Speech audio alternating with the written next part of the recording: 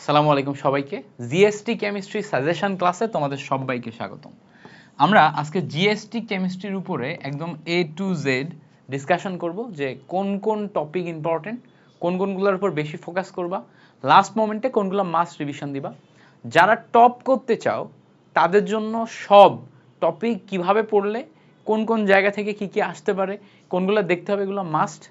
আর যারা মোটামুটি চাও যে না 25-এর ভিতরে 15-16 মার্ক পাবো, টপ দরকার নাই, তারা কোন কোন টপিকগুলো জাস্ট পড়ে যাবা, এগুলো নিয়ে একদম এ টু জেড ডিটেল কথা বলার চেষ্টা করব। সো চলো দেরি না করে আমরা শুরু করি। জিএসটি কেমিস্ট্রি সাজেশন ক্লাসে প্রথমেই আমরা দেখার চেষ্টা করব হচ্ছে গুণগত রসায়ন। এই চ্যাপ্টার থেকে কি কি ইম্পর্টেন্ট, কি কি আসে সেটা একটু দেখব। চলো গুণগত রসায়নে দেখি। গুণগত রসায়নে তুমি যদি দেখো মোটামুটি এই ছকটা দেখলেই বুঝতে পারবা যে কত ধরনের টপিক আছে।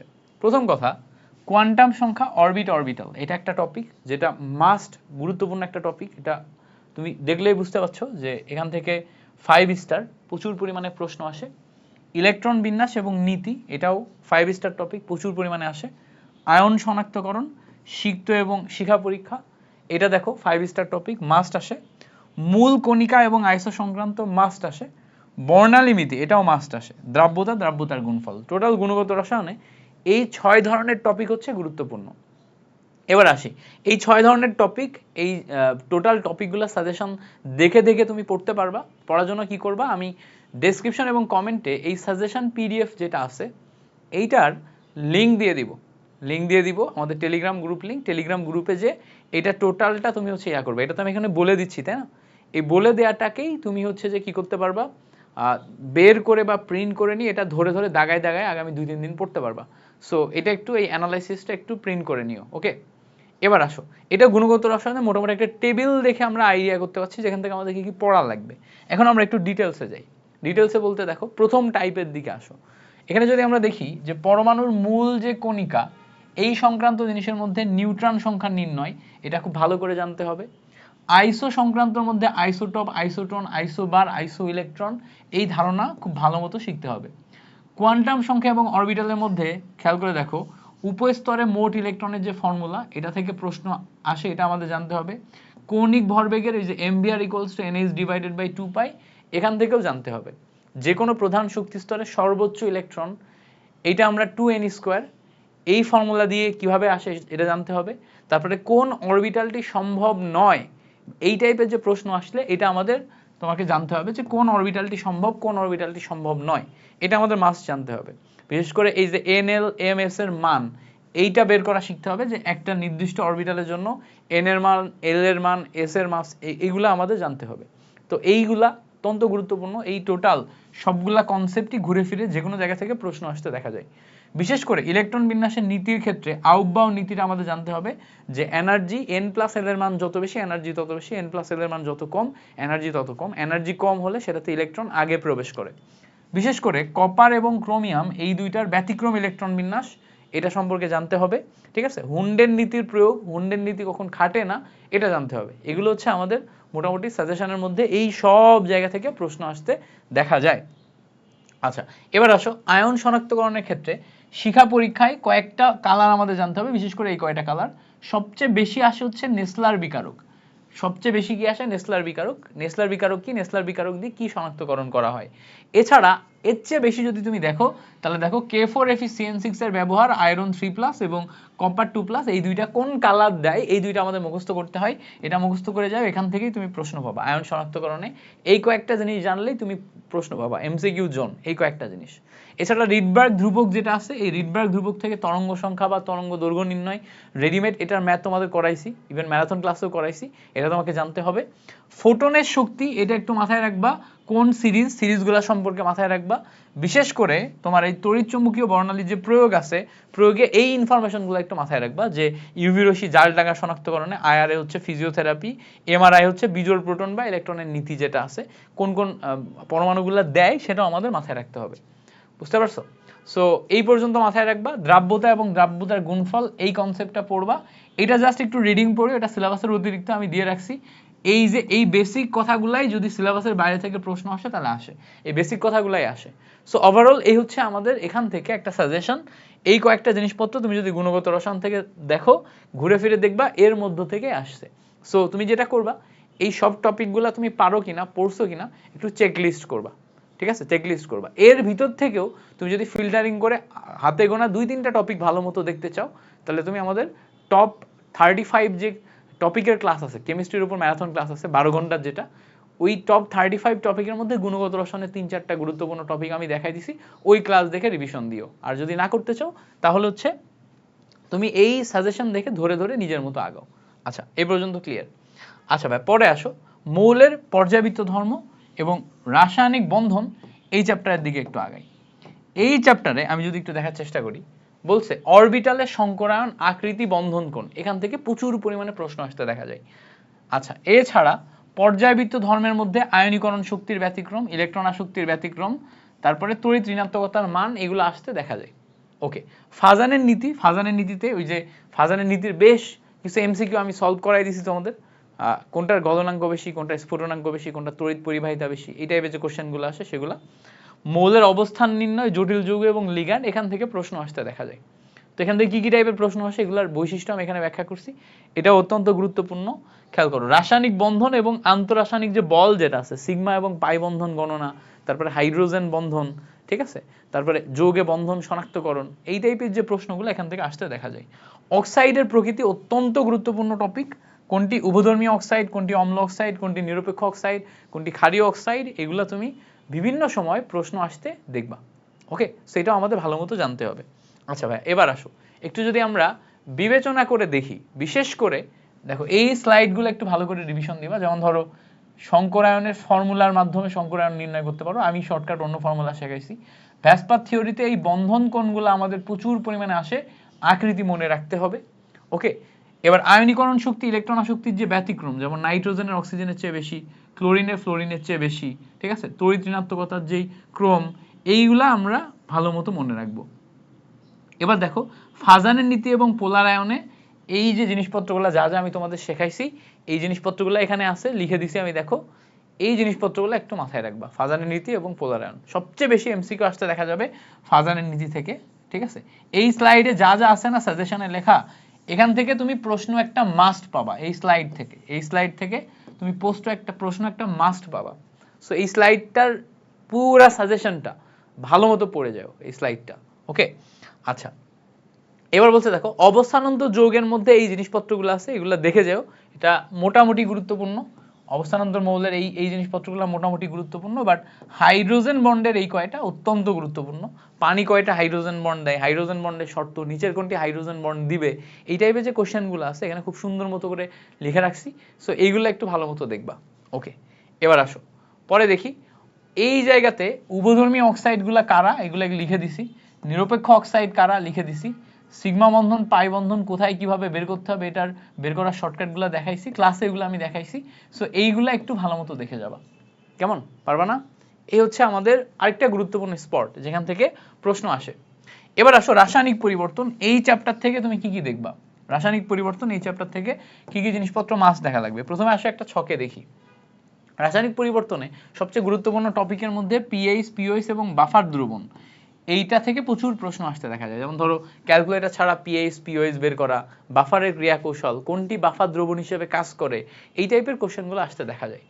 কেপিকেসির ক্ষেত্রে কেপিকেসি সম্পর্ক থেকে প্রশ্ন আসতে দেখা যায়, কেপিকেসি নির্ণয় থেকে প্রশ্ন আসতে দেখা যায়, কেপিকেসির উপর তাপচাপ ঘনমাত্রার প্রভাব, লাসাতেলিয়ার নীতি থেকে প্রশ্ন আসতে দেখা যায়, লাসাতেলিয়ার নীতি থেকে। আচ্ছা, অ্যাসিডের তীব্রতা, এইটা আমাদের একটু মোটামুটি গুরুত্বপূর্ণ টপিক, খুব বেশি আসে না।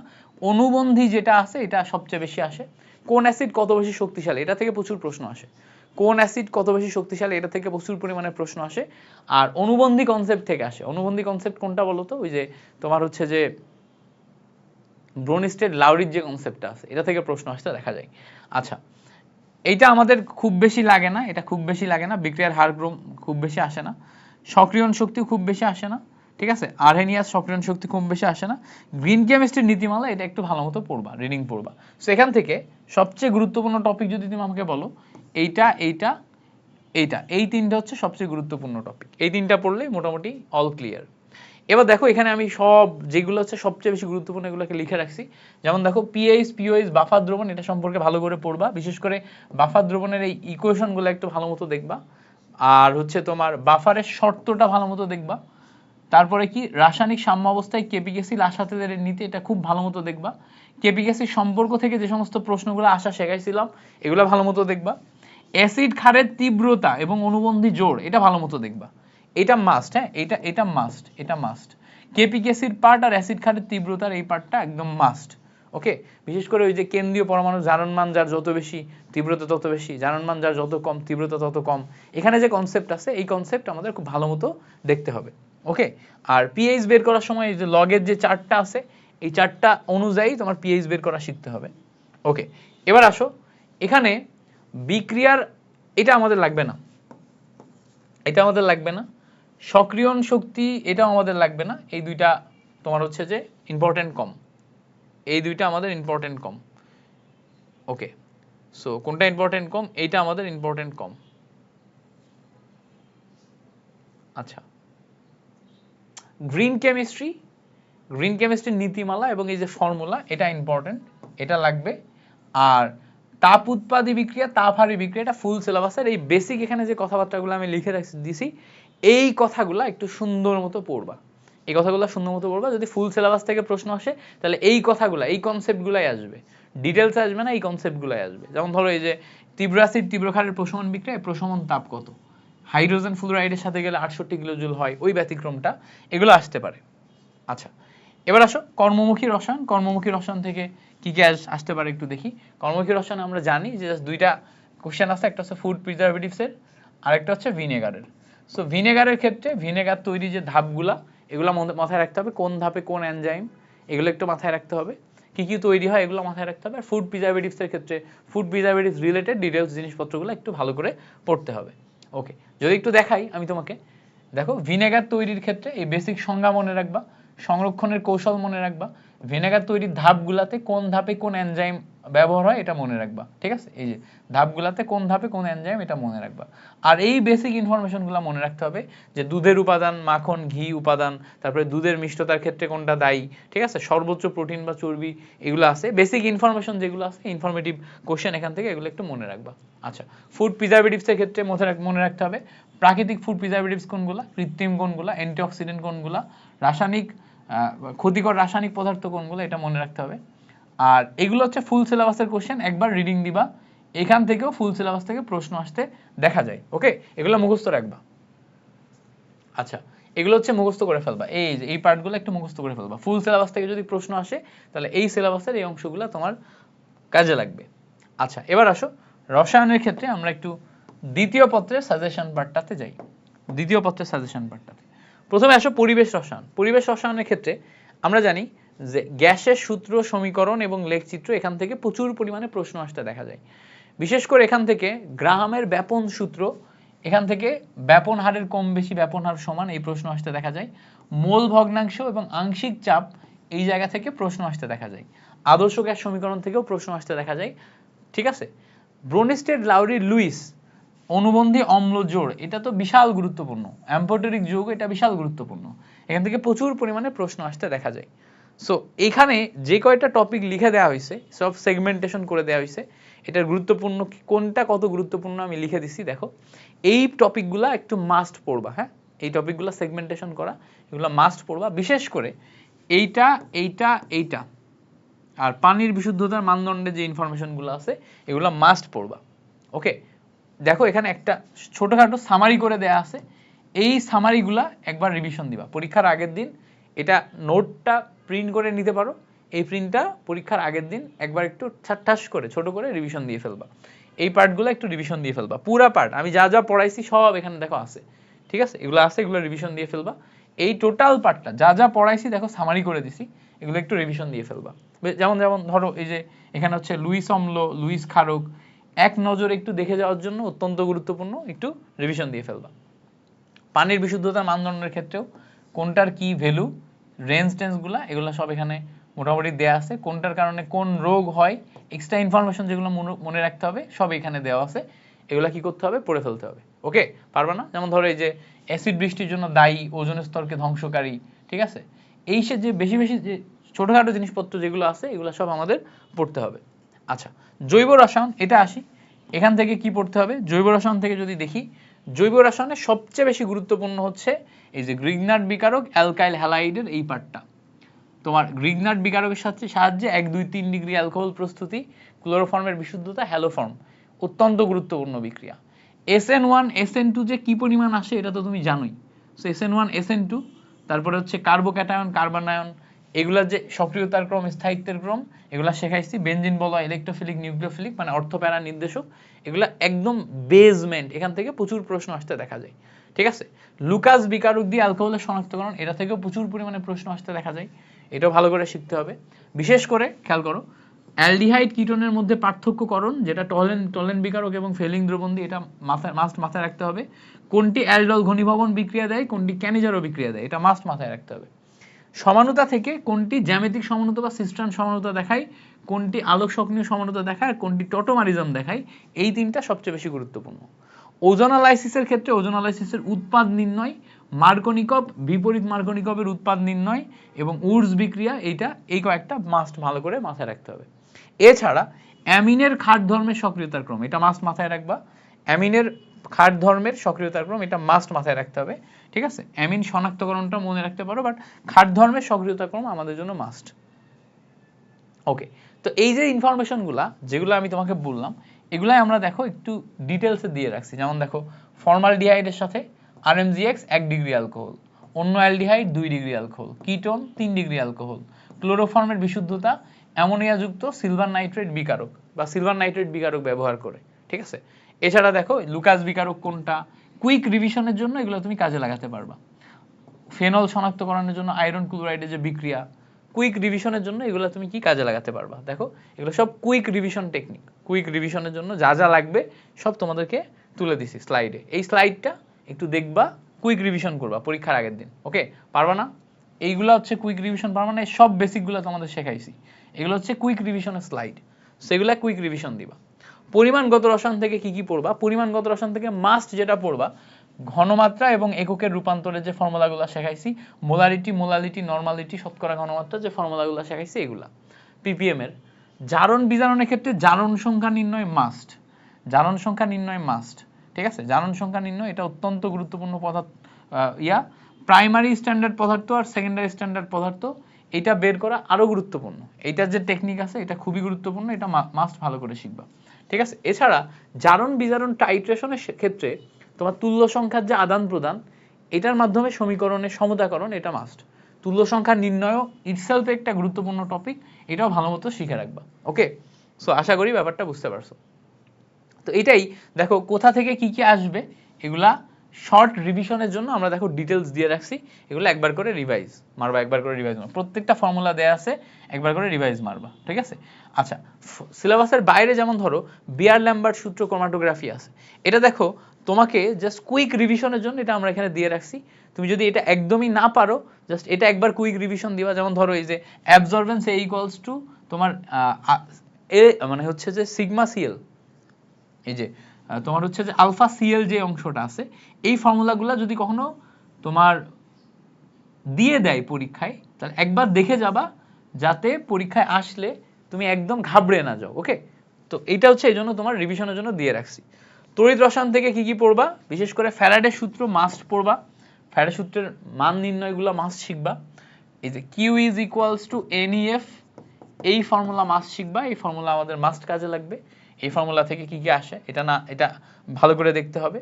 এছাড়া এই যে তড়িৎ পরিবাহী এবং পরিবাহিতা, এর মাঝখানে তোমার মোটামুটি হচ্ছে যে কোনটা ধাতব পরিবাহী, কোনটা তড়িৎ বিশ্লেষ্য পরিবাহী, কোনটা তড়িৎ অপরিবাহী, এগুলো একটু মাস্ট ভালো করে দেখতে হবে, ঠিক আছে? আচ্ছা, এছাড়া আর কি? এছাড়া হচ্ছে নার্নস সমীকরণের এই শর্তগুলো দেখতে হবে, পাত্রে রাখা যাবে কিনা এটা দেখতে হবে। এছাড়া কোষ সংকেত লেখার যে নিয়ম, এটা দেখতে হবে। এখান থেকে বিশেষ করে এখান থেকেই প্রশ্ন আসে, আর এখান থেকে এমসিকিউ কমন পাইতে গেলে হাজারি স্যারের বইয়ের এমসিকিউ গুলো একটু দেখবা, হাজারি স্যারের বইয়ের এমসিকিউ গুলো দেখলেই হচ্ছে। এই দেখো এগুলা মনে রাখার কুইক টেকনিক আমরা এখানে দিয়ে রাখছি। বিশেষ করে যেমন ধরো যে এই যে লবণ সেগুলোতে কোন কোনগুলা ব্যবহার করে, এটা মুখস্থ করে গেলে তুমি হচ্ছে যে এখান থেকেই হুবহুব কমন পাবা, এই যে রিভিশন স্লাইড থেকে। ওকে, তো এই যে ধাতু সক্রিয়তা সিরিজের ক্ষেত্রে এই জিনিসপত্রগুলো একটু যেগুলো তুমি তোমাদের ক্লাসে শেখাইছি ওগুলা মোটামুটি এখানে লিখে দেওয়া আছে, একবার রিডিং মাইরো, ক্লিয়ার। এগুলো একবার করে রিডিং দিও, মোটামুটি এগুলা পড়লেই হচ্ছে, এর বাইরে আর তেমন কিছু লাগবে না। যে ল্যাবরেটরি নিরাপদ ব্যবহার এবং অর্থনৈতিক রসায়ন এই দুইটা অধ্যায়ের ক্ষেত্রে প্রশ্নগুলা প্রিভিয়াস ইয়ারের প্রশ্নগুলা দেখে যাইতে পারো, আর যদি সময় পাও তাহলে ক্লাসে স্লাইডগুলো দেখে যাবা, মোটামুটি এগুলা পড়লেই হচ্ছে।